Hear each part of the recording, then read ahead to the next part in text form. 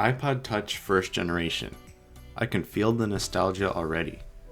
This legendary device is special to me for 3 reasons. It was my first portable electronic device. It was my first Apple product, and it brought everything that was good about the iPhone into the iPod. This is William from WingTech, and we'll be taking a look back in time at one of my favorite pieces of technology I've ever used. Let's just get one thing out of the way. This thing is by no means daily driver material. The specs are laughable in 2018, but for its day they weren't that bad. It has a mind-blowing 400 MHz ARM processor made by Samsung, 128 MB of RAM, and my model has 16 GB of storage. It also has a staggering 320 by 480 resolution, which has a pixel density of 163 ppi. This display is not Retina, folks. On the software side of things, the iPod runs up to iOS 3.1.3. This version of iOS would appear very limited to those used to the new iOS. It's so old that it was actually known as iPhone OS. You would never hear anyone say that these days. In iOS 3, you could not change the wallpaper on the home screen, so it was just black, and there was an included YouTube app that is no longer functional. These things would be considered odd in today's iOS. Back in the day when iOS 3 was released, new features included voice control, multimedia messaging, spotlight search, landscape keyboard, and copy and paste functions. The funny thing is, if you had an iPod Touch back then, you would have to hand over $10 for the update. The price was later reduced to $5, but it's still crazy to think that we used to have to pay for iOS updates. The specs of the iPod Touch isn't impressive, but that's not really the point. The point is, the iPod Touch was revolutionary back in the day, and it was definitely overkill for a music player, but it was more than that. The iPod Touch had Wi-Fi and an app store, which means you could download from the many apps and games available. It also meant you could stream video and do everyday tasks such as email and web browsing with Apple Mail and Safari. The iPod Touch was a way of having a phone without actually buying one. Even today, the iPod Touch still appeals to kids because it gives you nearly the whole iPhone experience to those who don't necessarily need or are ready for a phone.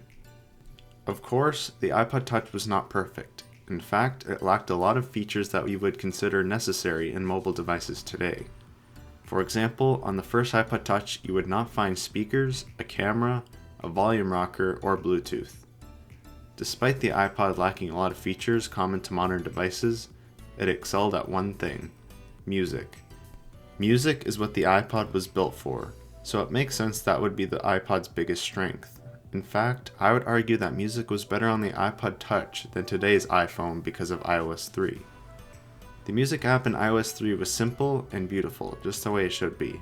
Apple ruined it with iOS 7. They still haven't decided on what music should be.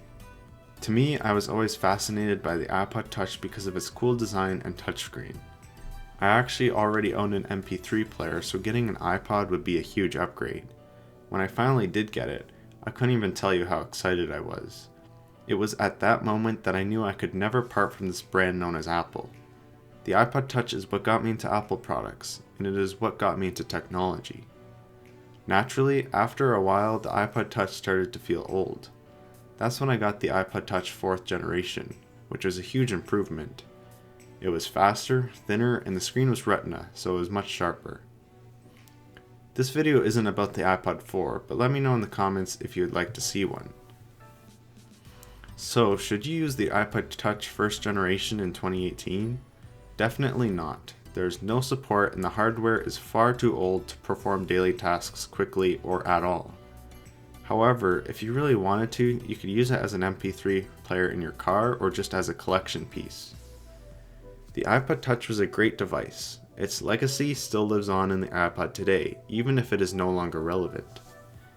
It delivered iPhone experience in a device that was thin, light, and significantly cheaper than the iPhone. The best thing about the iPod Touch is that it also lives in today's iPhone. Some people thought the iPhone would never be as thin as the iPod, yet here we are with iPhones being some of the most advanced, thin and light phones on the market. I'm going to end the video here. Did you ever have an iPod Touch 1st generation or any other device that you enjoyed using as a kid? please let me know in the comments below. And if you enjoyed this trip down memory lane, then consider subscribing for more retro reviews like this one. This has been William from Wink Tech, and I'll see you in the next video.